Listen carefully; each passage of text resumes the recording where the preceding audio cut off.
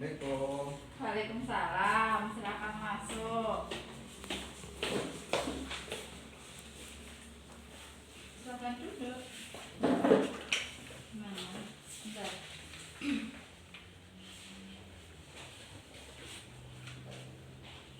Eh,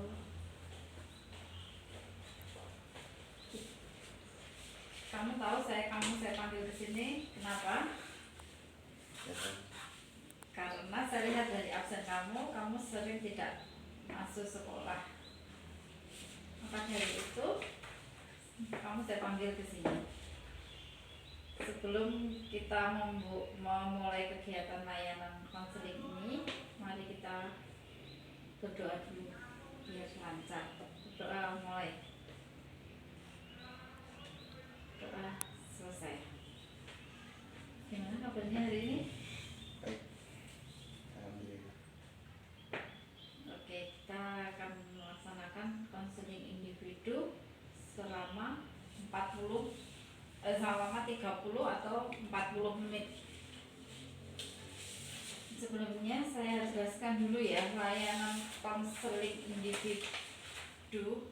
Ngerti nggak konseling individu ya, Pak?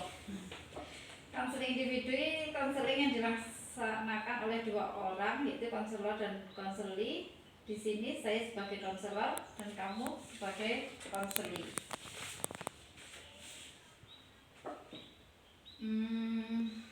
Dalam penyelenggaraan bimbingan konseling ada asas-asas di dalam bimbingan tersebut.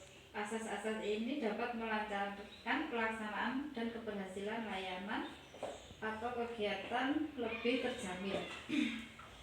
Adapun beberapa asas bimbingan dan konseling yang dimaksud adalah asas kerahasiaan.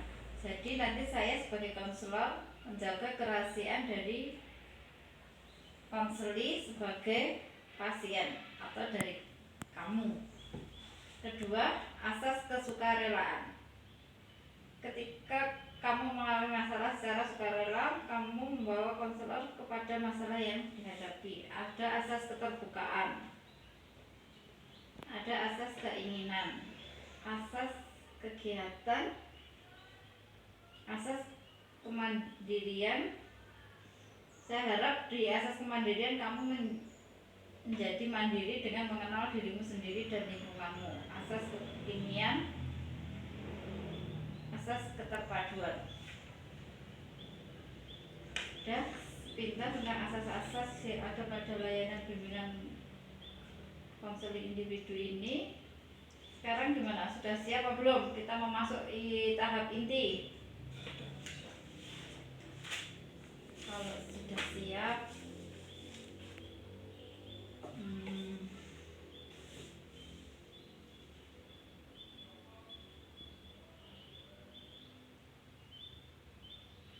kita mulai. Kan saya lihat belakangan ini absen kamu banyak yang kosong dan juga sering terlambat. Coba ceritakan kenapa kamu sering bolos.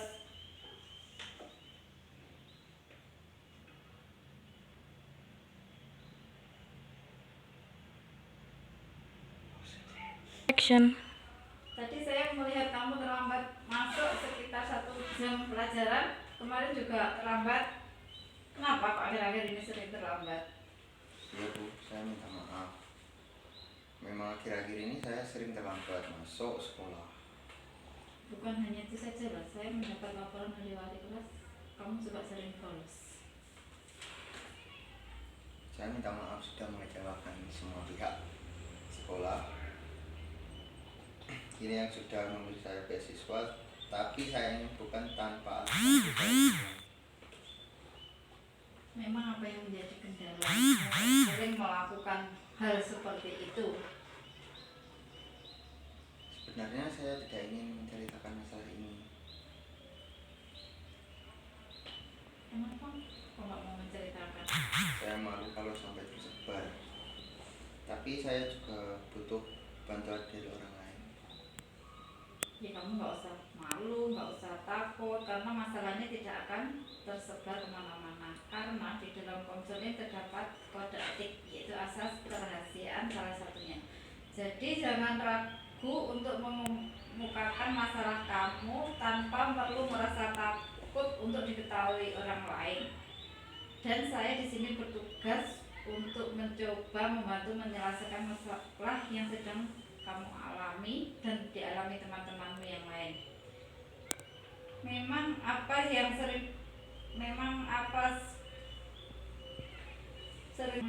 apa permasalahan yang kamu hadapi sekarang dan apa kendalanya sehingga kamu sering terlambat dan sering tidak masuk sekolah tanpa izin, bahkan sering bolos.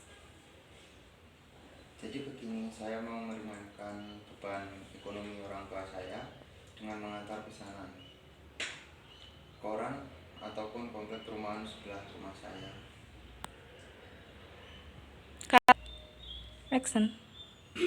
Memang apa yang menjadi permasalahan yang kamu hadapi sekarang, terus apa kendalanya sehingga kamu sering izin tidak masuk, bahkan sering terlambat, sering membolos, seperti itu.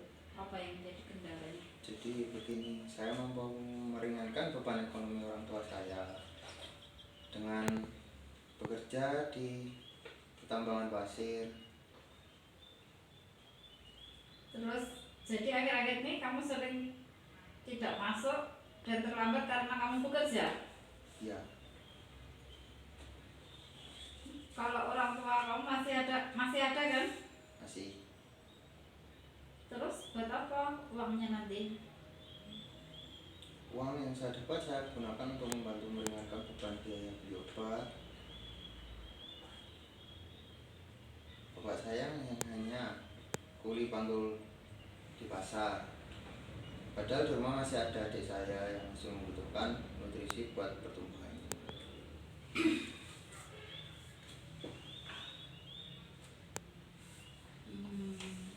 Saya paham kondisi ekonomi keluarga kamu, tapi kamu tidak boleh mengorbankan sekolah kamu. Memang membantu orang tua itu perbuatan yang baik dan mulia. Bahkan saya acungi jempol kepada kamu.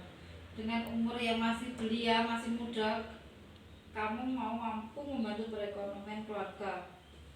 Namun yaitu alangkah baiknya kalau tidak terlalu berlebihan, sehingga sekolah kamu tidak terganggu. Contohnya sekolah dulu, habis itu bekerja, itu kan nggak masalah daripada bekerja di jam-jam sekolah. Ya memang saya tidak pernah memanage waktu saya dengan baik. Saya pikirkan hanya bagaimana cara mendapatkan uang dan membantu kehidupan keluarga. Action. Kamu tidak boleh egois. Dan sekarang saya mau bertanya, apakah kamu masih ingin sekolah atau bekerja? Saya ingin sekolah ke jenjang yang lebih tinggi agar saya bisa meringankan derajat keluarga. Kalau begitu, kalau kamu mengharapkan seperti itu, kamu harus menjalani dengan tulus dan jangan selalu positif terhadap hasil yang kamu sudah capai. Jadi kamu harus fokus pada sekolah, tidak kerja lagi. Ya boleh kerja, tapi ya waktunya diatur lah. Kalau bisa pagi sekolah dulu, baru siangnya bekerja. Jam kerjanya jam berapa toh? Ya, biasanya berangkat sore, pulang bisa malam, Malam jam berapa? sekitar jam 1, jam 2. Ya, terus tidur deh. Ya, setelah pulang Berarti kalau bolos sekolah itu tidur nggak ada yang bangunin.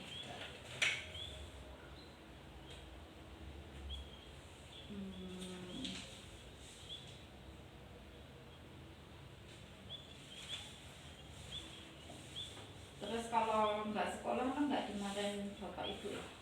kemarin sebenarnya. Tapi mau gimana lagi kan, ekonomi juga seperti itu kan. Saya sebagai anak paling besar kan juga harus membantu lah, meringankan sedikit-sedikit kan. Ya intinya itu boleh bekerja membantu orang tua itu boleh, itu baik, tapi ya harus bisa membagi waktu antara belajar dan sekolah, mana yang lebih penting didulukan. Kalau bekerja bisa setelah pulang sekolah, ya setelah pulang sekolah. Kalau jadi intinya pokoknya jadwalnya sekolah ya harus sekolah dulu. Sebenarnya kerjanya juga harus pulang sekolah, tapi cuma paginya. Paginya nggak bisa bangun. Tidak pulang nggak usah tidur, langsung bangun.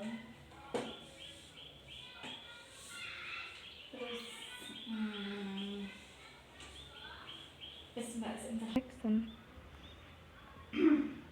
Baiklah, kalau kamu harapan seperti itu, namun ibu hanya berpesan kamu jalani dengan tulus dan jangan selalu puas diri terhadap hasil yang sudah kamu capai saat ini.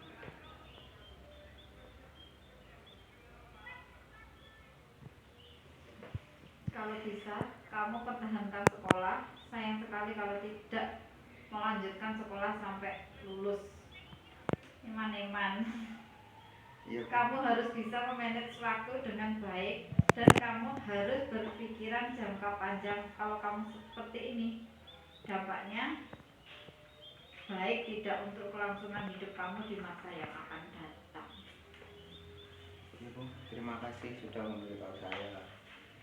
Saya berjanji semoga perubahan yang akan saya lakukan sekarang dengan belajar memanage waktu dengan tidak terlambat, sudah mampu berpikir secara seimbang antara jangka panjang dan jangka pendek untuk kebaikan masa depan saya.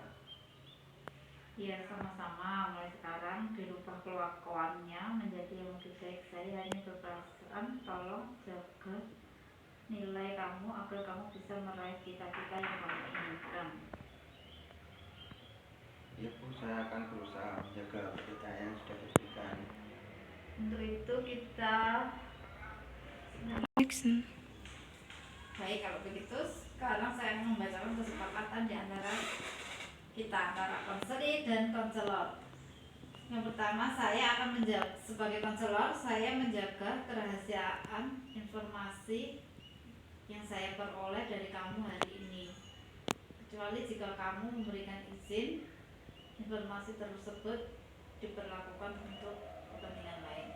Saya juga menjadi pendengar yang aktif dan memberikan umpan balik. Kesepakatan kamu harus jujur dan terbuka mengungkapkan perasaan dan pikiranmu kepada saya. Kedua, mengikuti saran dan instruksi dari saya selama proses konseling. Paham? Kalau sudah, silakan ditanda tangan.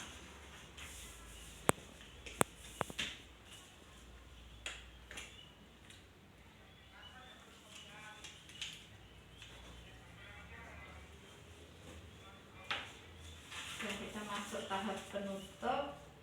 Jadi kesimpulan dari layanan konseling hari ini adalah saya ingin kamu merubah sikap kamu dari yang awalnya sering membolos, sering tidak masuk, sering terlambat, menjadi rajin membolos dan mengubah perilaku kamu. Kalau kamu bekerja, usahakan setelah pulang sekolah. Kemudian pulangnya kalau bisa jangan sampai pagi, tengah malam, biar kamu bisa istirahat.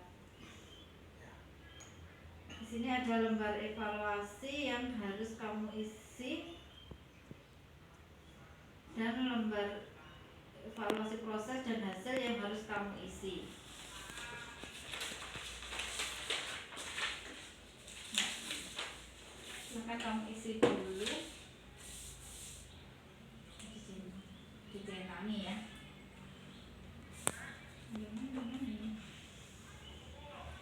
Ya dibaca pelan-pelan sambil dibaca.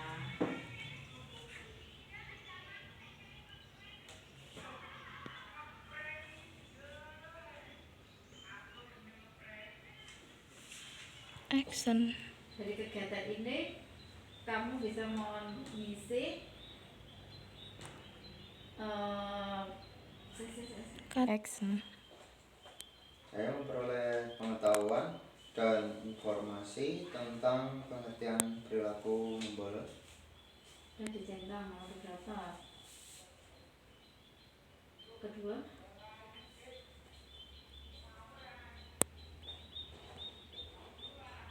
Saya mampu mengidentifikasi faktor-faktor penyebab perilaku membolos.